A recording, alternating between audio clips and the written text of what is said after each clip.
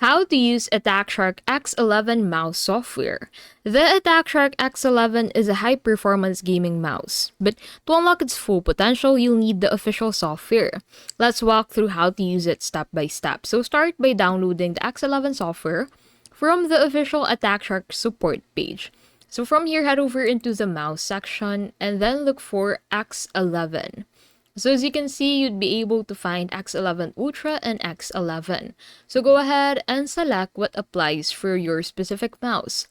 And then from here, you'd find this software button. So simply click on this to be able to install the executable file for the Attack Shark X11 software. Install it on your PC and restart to finalize setup. Connect your mouse via USB or wireless receiver and the software will detect it automatically.